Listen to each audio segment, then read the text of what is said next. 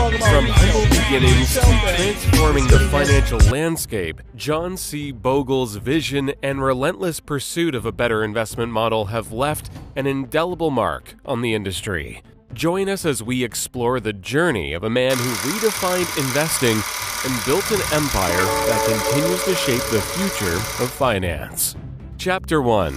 The Early Years. John Clifton Bogle was born on May 8, 1929, in Montclair, New Jersey. He grew up during the Great Depression. The economic hardships of the era profoundly influenced his outlook on life and finance. Bogle's family faced significant financial struggles. His father was a successful businessman, but he lost the family fortune due to poor investments and alcoholism. This early exposure to economic instability instilled in Bogle a deep understanding of financial responsibility and the importance of prudent investing. Despite these challenges, his mother, Josephine, maintained a stable and nurturing home environment. She emphasized the value of education and hard work, values that would shape Bogle's future endeavors. Bogle's academic journey began at the prestigious Blair Academy, a private boarding school in New Jersey. Here, he excelled despite his family's financial difficulties. A pivotal moment came when he was awarded a scholarship, allowing him to attend the academy. At Blair, Bogle distinguished himself as a bright and hardworking student, particularly excelling in mathematics. After graduating from Blair Academy, Bogle attended Princeton University, where he majored in economics. It was at Princeton that Bogle's interest in finance began to take a more defined shape. His senior thesis, The Economic Role of the Investment Company, laid the groundwork for his future innovations. In this thesis, Bogle argued that mutual funds should be managed in the interests of their shareholders and criticized the high fees and poor performance of many actively managed funds. This groundbreaking work earned him high honors and set the stage for his future career. While at Princeton, he worked various jobs to support himself, including waiting tables and working as a dormitory monitor. These experiences not only helped him financially, but also taught him valuable lessons in discipline and time management. Another significant moment in Bogle's early career was his summer internship at Wellington Management Company, a major investment firm. This experience provided him with practical insights into the world of finance and further fueled his passion for the industry. His performance impressed his superiors, leading to a full-time position after graduation. Bogle's combination of academic excellence, practical experience, and early exposure to financial challenges laid a strong foundation for his future endeavors. Chapter 2. The Early Days of Vanguard. Jack Bogle founded Vanguard in 1975, after a significant setback that could have ended his career. In 1974, Bogle was fired from his position as CEO of Wellington Management Company, following a merger that didn't go as planned. Determined to continue his work in the financial industry, he seized the opportunity to create a new kind of investment company, one that would operate on a unique and revolutionary principle, putting investors first. Bogle's vision for Vanguard was radical at the time. He wanted to create a firm that was owned by its funds, which in turn were owned by their shareholders. This mutual structure ensured that Vanguard's interests were aligned with those of its investors. It would minimize conflicts of interest and focus on delivering value. Bogle named the company after HMS Vanguard, Admiral Horatio Nelson's flagship at the Battle of the Nile. The early days of Vanguard were fraught with challenges. The company started with limited resources, and its novel structure was met with skepticism from both the financial community and potential investors. Many doubted the viability of a mutual company that prioritized low costs and long-term returns over short-term profits. One of the biggest hurdles was convincing investors to embrace the concept of index funds. Bogle's idea of creating a fund that simply tracked a market index rather than attempting to outperform it was seen as radical and counterintuitive. Traditional fund managers scoffed at the notion, believing that active management was the only way to achieve superior returns. One of Bogle's most significant contributions to the investment world was the introduction of the first publicly available index fund in 1976. It was the birth of the Vanguard 500 Index Fund. This fund was designed to mirror the performance of the S&P 500, a benchmark for the largest companies in the U.S. stock market. The idea was simple, yet profound. By eliminating the high costs and frequent trading associated with active management, the index fund could deliver better returns to investors over time. The launch of the Vanguard 500 Index Fund was initially met with modest success. It raised only $11 million in its first underwriting, a fraction of the target. However, Bogle's unwavering belief in the power of indexing drove him to continue promoting the fund's benefits. Over time, the fund gained traction as investors began to appreciate the advantages of low-cost, passive investing. But Bogle's innovative approach didn't stop with index funds. He also introduced a number of other practices that became industry standards, such as reducing management fees, focusing on long-term performance, and maintaining a clear, transparent relationship with investors. These principles were instrumental in establishing Vanguard's reputation as a trustworthy and investor-centric company. Chapter 3: The Growth of the Company. Vanguard's growth from a small startup to the world's largest asset management company is a remarkable story of perseverance, innovation, and strategic vision. After the modest initial success of the Vanguard 500 Index Fund, the company began to gain momentum.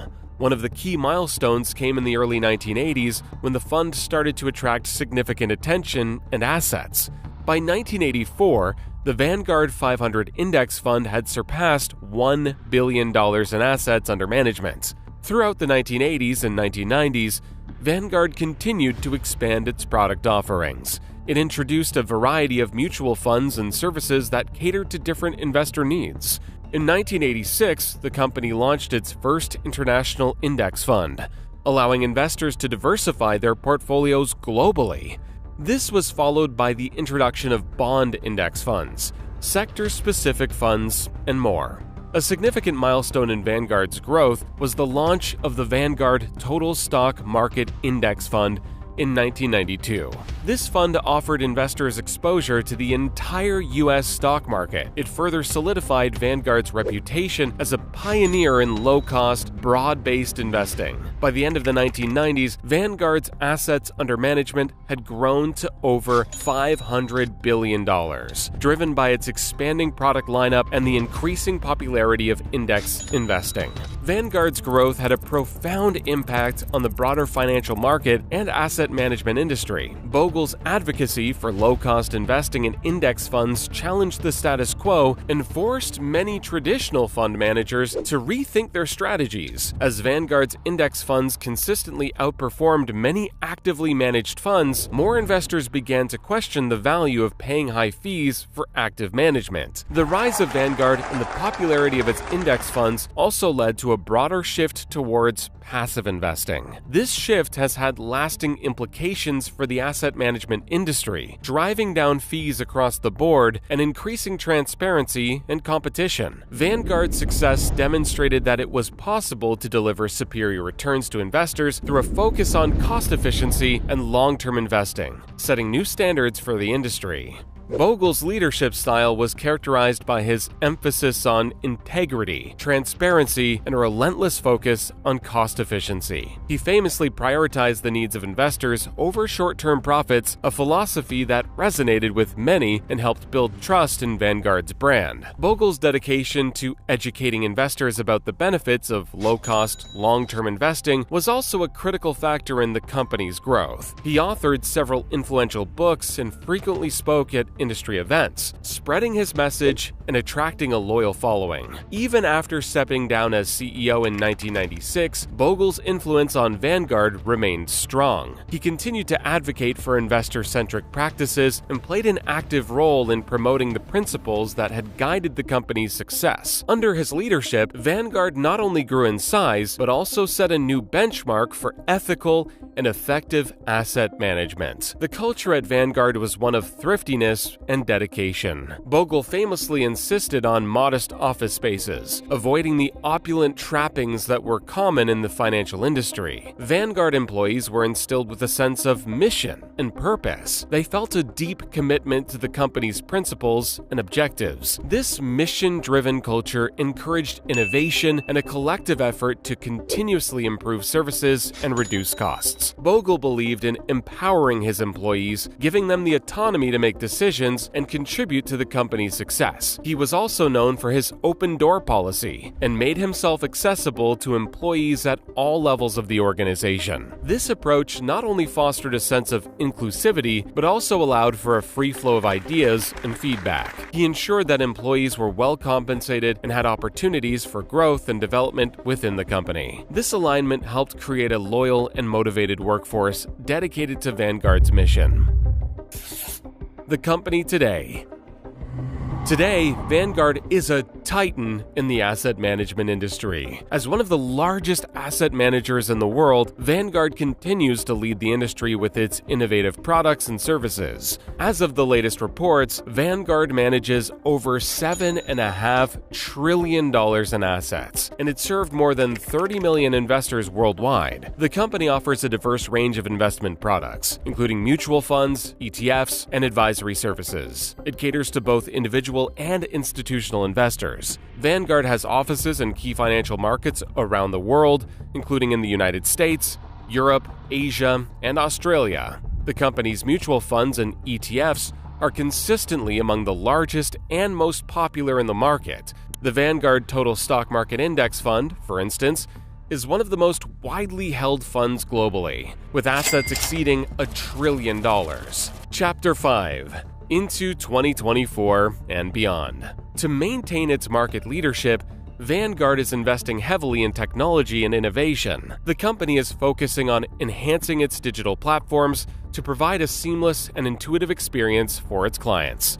This includes the development of advanced robo-advisory services, which use algorithms and artificial intelligence to offer personalized investment advice at a fraction of the cost of traditional advisory services. Vanguard is also expanding its product offerings to meet the evolving needs of investors. This includes the introduction of new ETFs and mutual funds that provide exposure to emerging markets, sustainable investing, and other niche areas. Additionally, Vanguard is exploring opportunities in the fintech space, leveraging cutting-edge technologies to streamline operations and improve client services. Despite its strengths, Vanguard faces several challenges that could impact its future trajectory. One of the primary challenges is the increasing competition in the asset management industry. As more firms adopt low-cost, passive investing strategies, Vanguard will need to continue differentiating itself through innovation and superior client service. Regulatory challenges also pose a potential challenge. The evolving regulatory landscape could impact Vanguard's operations and product offerings, requiring the company to adapt quickly to new rules and standards. Moreover, the global economic environment presents uncertainties that could affect market performance and investor sentiment. To address these challenges, Vanguard is committed to staying agile and proactive. The company's focus on continuous improvement and innovation will be crucial in navigating competitive pressures and regulatory challenges. Vanguard's strong culture of putting investors first ensures that it will remain resilient and adaptive, capable of turning challenges into opportunities. By staying true to its core principles and embracing innovation, Vanguard is poised to continue its legacy of leadership in the asset management industry. The company's strategic initiatives and commitment to excellence will likely drive its growth and success well into the future, honoring the vision and principles of its founder, John C. Bogle. Chapter 6. A Parting Shot. John C. Bogle passed away on January 16, 2019, at the age of 89. His death marked the end of an era for the investment community. His passing was widely mourned by financial professionals and investors alike, who remembered him as a visionary who democratized investing and relentlessly advocated for low-cost index funds. His contributions were recognized with numerous awards and accolades, including being named one of Time magazine's 100 most influential people in the world in 2004. Bogle's death was not only a significant loss for Vanguard and its clients, but also for the broader financial community that benefited from his relentless pursuit of ethical and investor-centric practices. His influence endures through the Bogleheads community, a group of investors dedicated to the principles of low-cost, passive investing. The John C. Bogle Center for Financial Literacy continues to promote his values, ensuring that his impact on the industry and his mission to empower individual investors lives on. Bogle's life and work have left an indelible mark on the world of finance, cementing his legacy as one of the most important figures in the history of investing.